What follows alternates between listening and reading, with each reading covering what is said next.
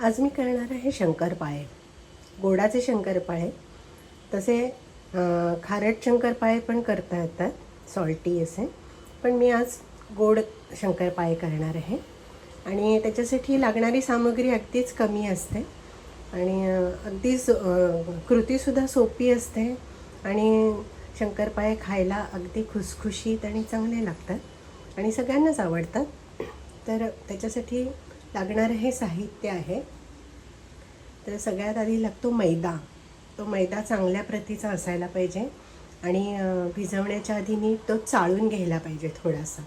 नंतर मैदा भिजवण्यासाठी पाणी लागतंच, साखर आणि तूप. आता हे तूप एवढं जास्त घेतलं आहे कारण भिजवताना तर मी थोडंसं तूप वापरणार आहेच आहे, पण त्याबरोबर हे शंकरपाळे मी तुपामध्ये तळणार आहे. तेलामध्ये तळलेले शंकरपाळे पण चांगले असतात, पण मी नेहमी तुपामध्येच तळते. तर हे मी साजूक तूप आणलेलं आहे. त्या तुपामध्ये मी शंकरपाळे तळणार आहे आणि पाहिजे असेल तर अगदी चिमूटभर, म्हणजे अक्षरशः चिमूटभर मीठ नसलं तरी चालतं, पण पाहिजे असेल, अगदीच तुम्हाला पाहिजे असेल तर अगदी चिमूटभर घालायचं. तर अशा पद्धतीने ही शंकरपाळे मी तयार करणार आहे. ते तयार करायला कृती अगदी सोपी आहे, त्यामुळे वेळ पण खूप जास्त लागणार नाही असं मला वाटतं आहे. तर बघू कसं होतं आहे ते.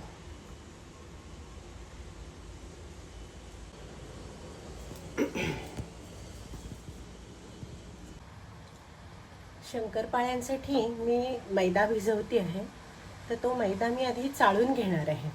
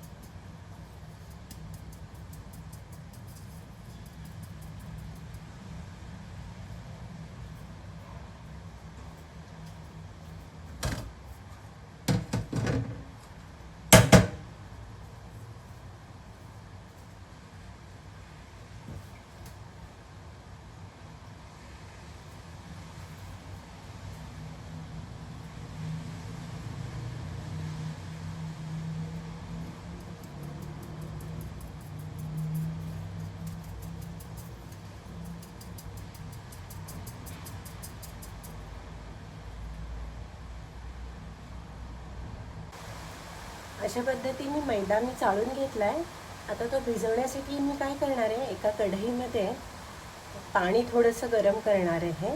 त्याच्यात साखर आणि थोडं तूप घालणार आणि मग ते त्याच्यात साखर पूर्ण विरघळली की मग त्यामध्ये मैदा मिसळायचा.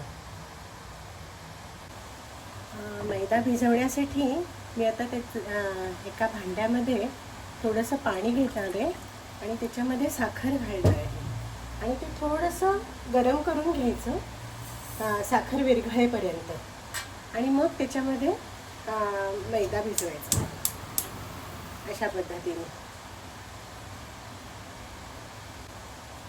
मैदा भिजवण्यासाठी मी आता एका भांड्यामध्ये थोडंसं पाणी घेणार आहे आणि त्याच्यामध्ये साखर घालणार आहे आणि ते थोडंसं गरम करून घ्यायचं साखर विरघळेपर्यंत आणि मग त्याच्यामध्ये मैदा भिजवायचा अशा पद्धतीने.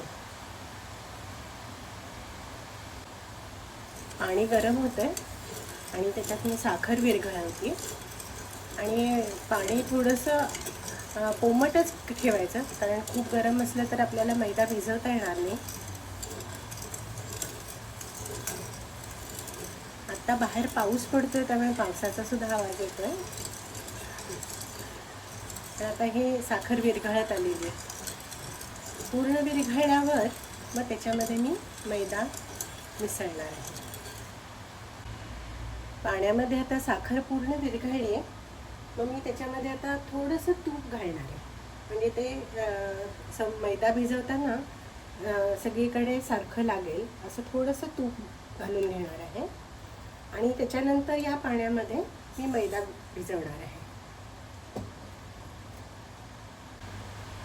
आता हे साखर विरघळवलेलं आणि थोडंसं तूप घातलेलं पाणी मी मैद्यामध्ये मिसळणार आहे आणि मग मैदा चांगला मळून घेणार आहे. आपण जशी कणिक मळतो पोळ्यांसाठी तसा तो घट्ट गोळा करून घ्यायचा आणि एक थोडा वेळ 5-10 मिनटं थोडासा झाकून ठेवायचा आणि नंतर त्याचे शंकरपाळे तयार करायचे.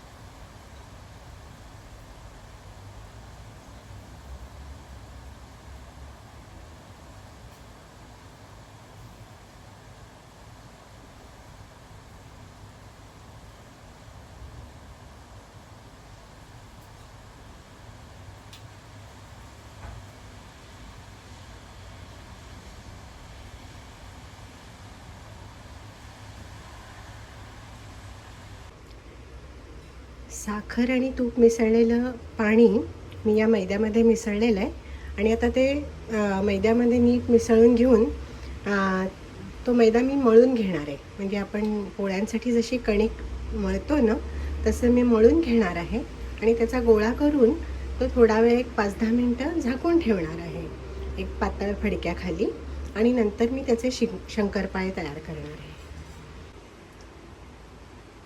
अशा पद्धतीने मी मैदा भिजवून घेतला आहे.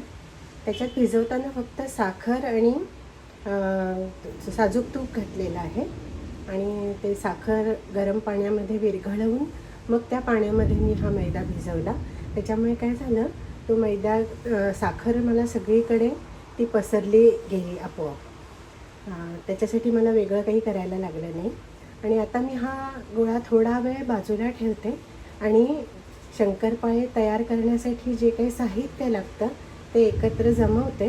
म्हणजे ते पोळीसारखं आता मला हा मैदा लाटायचा आहे आणि नंतर हे शंकरपाळ्याचं हे जे आहे असं त्याच्यातून मला ते आकार करून चौकोनी ते शंकरपाळे कापायचे आणि मग त्या कढईमध्ये तळायचे आहेत. आता शंकरपाळे तयार करायला सुरुवात करूया आपण. आधी मी कढई गॅसवर ठेवलेली आहे आणि त्याच्यामध्ये कढईमध्ये मी थोडंसं तूप तळण्यासाठी शंकरपाळे तळण्यासाठी मी तूप घालून घेते आहे. ठीक आहे. आणि शंकरपाळे लाटताना त्याला काही पिठी वगैरे लावायची नसते, तर थोडंसं तूपच लावून घ्यायचं. अगदीच वाटलं तर थोडासा मैदा तुम्ही वापरू शकता, पण शक्यतो फक्त तूप लावून तो गोळा लाटून घ्यायचा असतो. तर आता मी ते करते.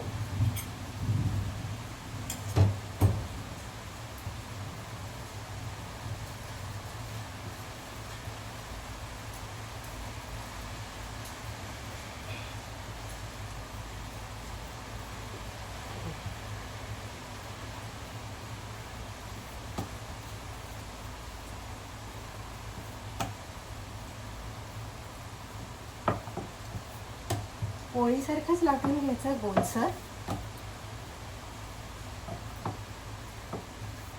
खूप जाड पण नाही आणि खूप पातळ पण नाही असं लाटायचं. कारण शंकरपाळे आहेत, ही काही पोळी नाही आहे, त्यामुळे अगदी पातळ पण नाही करायचे पण खूप जाड पण नाही नको. कारण ते तळताना ते शंकरपाळे थोडेसे फुगतातच ना.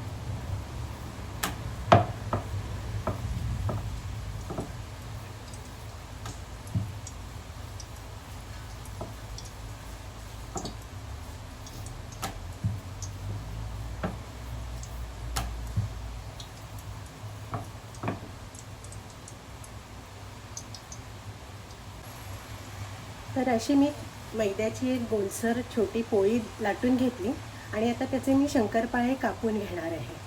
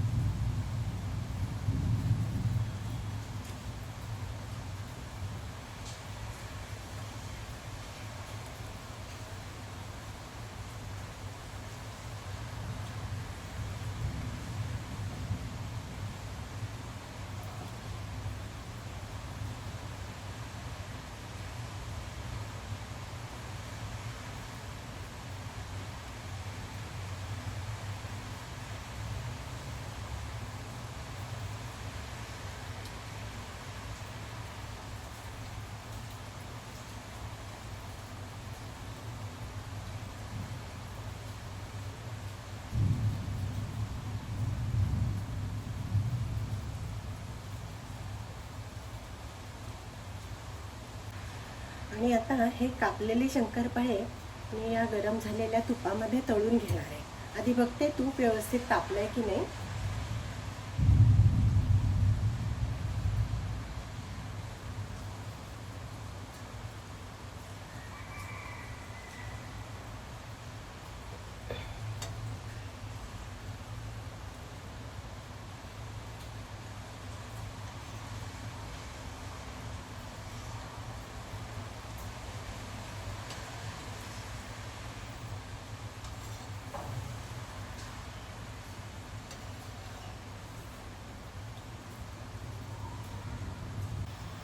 तूप आता चांगलं तापलं आहे आणि त्याच्यात मी एक एक शंकरपाळे सोडते. आणि शंकरपाळा चांगला झाल्याची खूण म्हणजे काय, तो तुपामध्ये सोडला की तो असा फुलून वर येतो, म्हणजे हलका झालेला असतो. तो खाली तळाशी राहिला तर तो दडस होतो, म्हणजे तो व्यवस्थित झालेला नाही आहे. तो फुलून वर आला म्हणजे तो चांगला झाला आहे.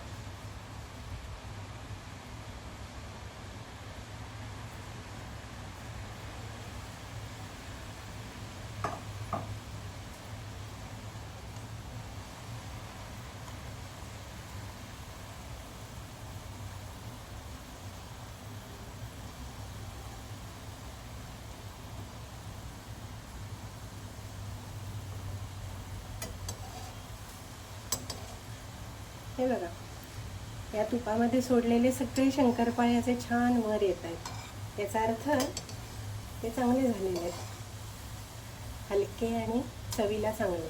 आणि तळताना अगदी कमी फ्लेमवर तळायचं, कमी आचेवर, कारण नाहीतर मग ते काय होतं, आतमध्ये तडस राहतात पोटामध्ये त्याच्या, आणि बाहेरून फक्त आपल्याला वाटतं की ते तळलेले दिसतात, असे त्याचा रंग असा पालटतो, पण आतमध्ये ते कच्चेच असतात. म्हणून ते तळत असताना अगदी मंद आचेवर तळायचं. थोडासा वेळ लागतो, पण त्याच्यामुळे जे तयार होतो पदार्थ तो खूप चांगला होतो. अशा पद्धतीने आपले शंकरपाळे तयार होत आहेत. हे असे आपले शंकरपाळे तयार झाले. आत्ता मी चौकोनी आकारात केलेले आहे. तुम्हाला पाहिजे तशा आकारामध्ये तुम्ही कापू शकता, लहान मोठे कसेही करू शकता. आणि खायला तर त्याचं चव छानच लागते. किंचित म्हणजे खूप असे गोडमिट्ट पण नसतात आणि आगोड पण नाही, अशी मध्यम चव असते त्याची. त्यामुळे ते जास्त खाल्ले गेले तरी काही भीती वाटायचं कारण नाही. साखर अगदीच कमी असते त्याच्यात, पण आगोड पण नसतात. असे हे शंकरपाळे. हे असे शंकरपाळे तयार झालेत आपले. याचं नाव शंकरपाळे का आहे हे माहिती नाही मला. कदाचित ते साखरपाळे असतील आणि त्याचा बोलताना अपभ्रंश होऊन शंकरपाळे झाले असतील, माहीत नाही. पण त्याला शंकरपाळे म्हणतात. आणि ते खूप जास्त गोड पण नसतात आणि आगोडही नसतात.